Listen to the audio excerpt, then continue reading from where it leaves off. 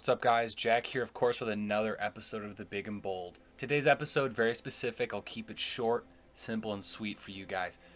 But what I want to talk about is the most important position battle going on for the Michigan Wolverines this offseason. And the number one question that I think everybody has right now when you're talking Michigan football is who's going to be the starting quarterback. And there's a lot of people with a lot of different opinions on this. This is the most interesting quarterback battle that we've seen out of Michigan in quite some time. So I want to jump right into it.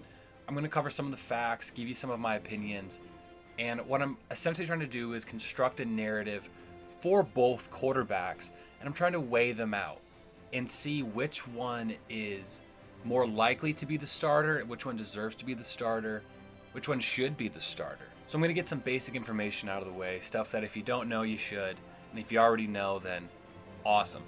Coming out of high school, two pretty different stories for these quarterbacks. J.J. McCarthy, of course, the 25th ranked player in the country.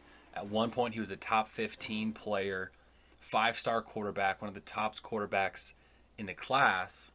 Played at Nazareth Academy in Illinois, transferred to IMG Academy, the number one high school football team in the country. Churns out NFL and college talent, always five stars across that roster. Just a truly elite high school football team. And very lofty expectations for J.J. McCarthy coming out of high school, being talked about like a savior for Michigan football. And he was supposed to give Michigan the quarterback play that it had been lacking for years. Very, very lofty expectations for this 18-year-old kid coming into the program with millions of people looking at him to kind of bring back their program. And then you have Cade McNamara, who was a really low-key prospect. You know, Cade originally committed to Notre Dame, ended up flipping his commitment to Michigan in the 2019 class. He was 268th nationally, still a four-star, but he came into a pretty stacked 2019 class versus JJ, who led that 2021 class. Heading into the 2020 season, there was this quarterback competition going on between Dylan McCaffrey and Joe Milton. Ultimately, Joe Milton won the job. Dylan McCaffrey enters the transfer portal, and then Cade is left as the backup. Joe Milton looked like dog water, and Cade McNamara ends up stepping up and saves Michigan from what would have been a 1-5 season in 2020. But he led them to a win against Rutgers. It was a 5-touchdown performance. I thought, wow, this kid is something else. So Cade ends up winning the job. So really different backgrounds for these two quarterbacks. I mean, not to say that Cade, being a four-star, that's nothing to laugh at, but when you're comparing that, to J.J. McCarthy, just two very different backgrounds for these guys. Cade McNamara really had to earn his right to the starting quarterback spot for this program. But that's kind of my first starting point when you're talking about this quarterback debate, is that when talking Cade McNamara, everyone really wants to discuss the team accomplishments when he was the starting quarterback. And that's understandable, and to a degree that does matter. And I think that there's a bit of a fear of the unknown with J.J. McCarthy. We saw the team succeed with Cade McNamara, and we started building these narratives of him being an efficient quarterback, an experienced quarterback now, a leader of the team. But despite that, we saw J.J. McCarthy get on the field early and often for Michigan. And he flashed that talent that he has and showed why he was a five-star out of high school. And I think it was evident on the field. We saw very often the throws that J.J. was able to make, the scrambles he was able to make to extend plays and make something out of nothing, and the runs that he was able to make. That really just wasn't something that we saw out of Cade. And when you look at what Cade did last season, he didn't play poorly. If he played poorly last year, but the team still succeeded, then this wouldn't really be that much of a discussion. But 2,500 yards, 15 touchdowns, 6 interceptions, completed 64% of his passes. At the end of the day, that's not awful. Michigan was a very run-heavy team. He only threw 327 passes. Just as a reference point, C.J. Stroud for Ohio State threw 441. Michigan was a very run-heavy offense. We all know that. But there's two things that really matter to me when you're talking about this quarterback debate. It's passing the eye test, and what were your best and worst games? What stretches did you go through during the season? How were you playing when Michigan needed you to play at your best? And when you look at what Cade did last year, it seemed like they didn't even trust him to throw the football in the first 4 games of this season. He only attempted 53 passes in their first 4 games. But that Rutgers game is really where people started to get concerned about Cade McNamara being the starting quarterback for Michigan. 9 for 16, 163 yards, no touchdowns, no interceptions. But his lack of ability to continue drives, to make those big throws when you needed him to make them, to properly handle the offense. Against Wisconsin, he put some of those doubts away, and he ended up hitting a really good stretch late in the season. Between Michigan State and Maryland, he threw 9 touchdowns to only 1 interception. His yardage totals went up, and he ended up having a really, really nice month. But then things kind of again went sideways for him. And in their 3 biggest games, Cade McNamara was a non-factor. Between Ohio State, Iowa, and Georgia, 1 touchdown to 4 picks. Did not hit 200 passing yards in any of those games. And yes, Georgia has a stingy defense. Yeah, Iowa has a tough secondary. But at a certain point, I think you have to be able to ask your quarterback to do more, even if you have a good run game going, even when you have great defense. And Michigan very rarely asked Cade McNamara to do that much for them. They relied on the run game. They relied on their pass rush. And that's how they beat teams, and it worked. So what I'm trying to say here is that Michigan really benefited from running the football and getting to the quarterback. Their passing game was an issue for a majority of the season. And if you want to kind of chalk it up some more, between Washington, Rutgers, Wisconsin, Nebraska, and Northwestern, Cade only threw 2 touchdowns in those 5 games to 1 interception. Both of those touchdowns came against Wisconsin. That to me is a major red flag. And then you look at the Ohio State game, the Iowa game, the Georgia game, and you factor in again 1 touchdown to 4 picks in those 3 games to end the season. I just start to look at his overall production, and what really saved him was a stretch of 4 games against Michigan State, who had one of the worst secondaries in all of college football. Indiana was a very bad team this past season. Penn State defensively, very solid team. Cade had a very good game against Penn State. And Maryland, who wasn't any good anyway. So when you break it down in that light, I think that as a whole specifically had a very disappointing season. And what are the 2 big things that Michigan is losing from last season? Hassan Haskins and his 20 rushing touchdowns, and Aiden Hutchinson and David Ajabo. You're losing the 2 strongest components from your team. Granted, I think to a certain degree the run game should be fine when you look at the running backs and their offensive line for this season. But their defense is going to take a step back. And I think what Michigan is going to have to do to take the next step is go to J.J. McCarthy. Cade on film was asked to maybe make 3 or 4 throws tops in a game at any moment when he had to. And there were a lot of times when he didn't do that. Washington, terrible performance. Rutgers, terrible performance. Nebraska, disappointing performance with the exception of a couple nice throws. Northwestern, non-factor, but it didn't matter. Michigan State, phenomenal game. Terrible secondary, but when it mattered the most, trying to drive down the field and score the game-winning touchdown, he wasn't able to do it and he threw a pick. And they had multiple drives at the end of the game to try to do that. Ohio State, effectively a non-factor with the exception of a couple nice throws.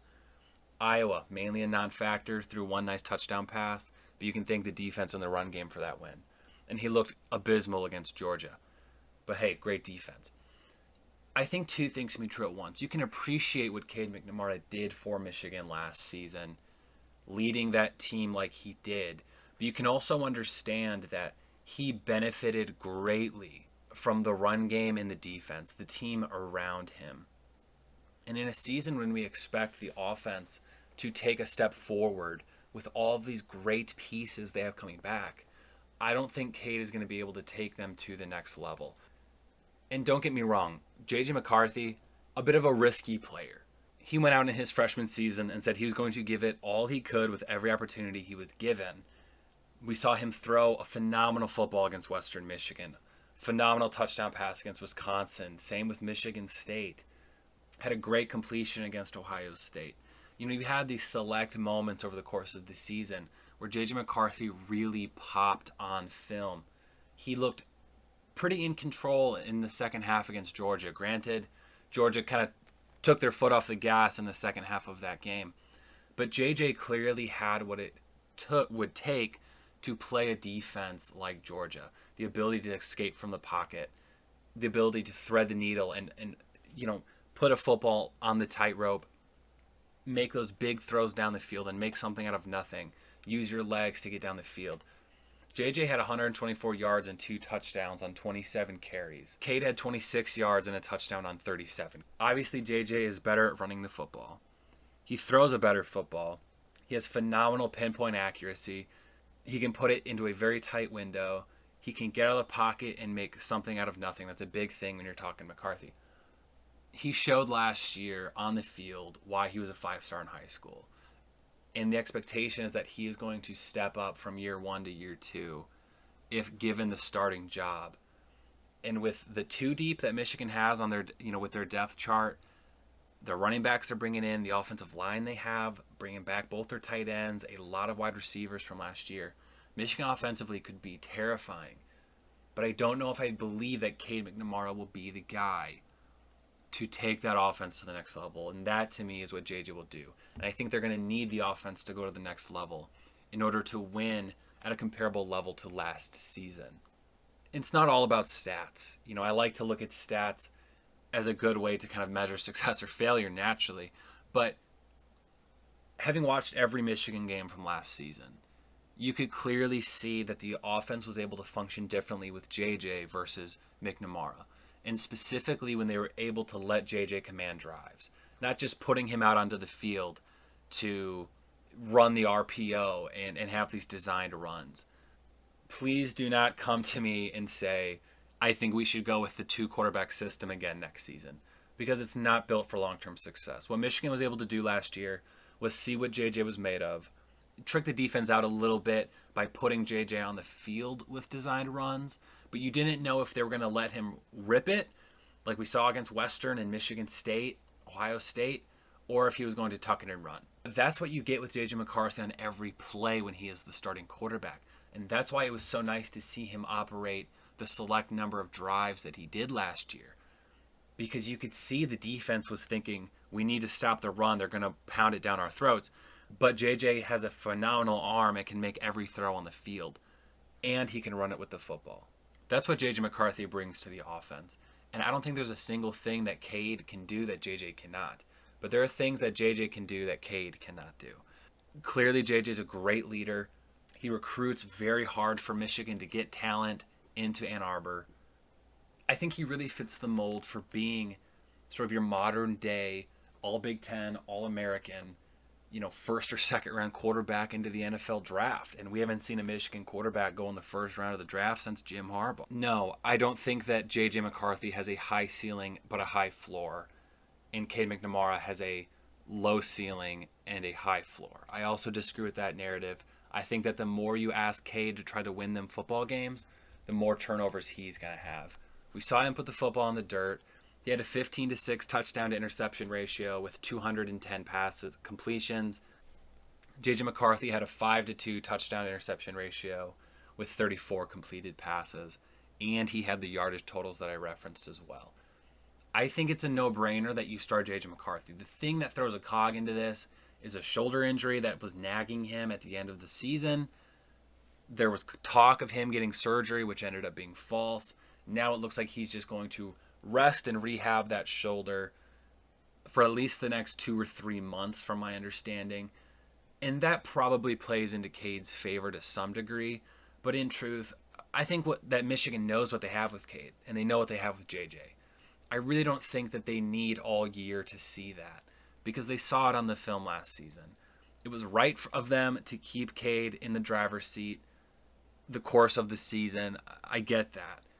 But now I do think it's time for JJ to take over. Hopefully, Cade stays as the backup for Michigan this season.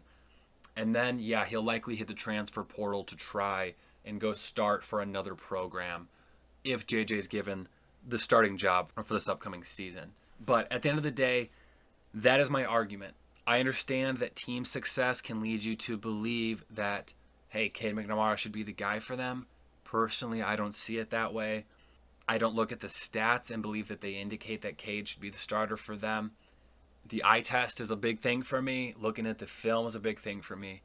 I think JJ should clearly be the starter. I'm not worried about the shoulder injury. And we're going to see what kind of offense they roll out with these new offensive coordinators and defensive coordinator now that Michigan has for this team.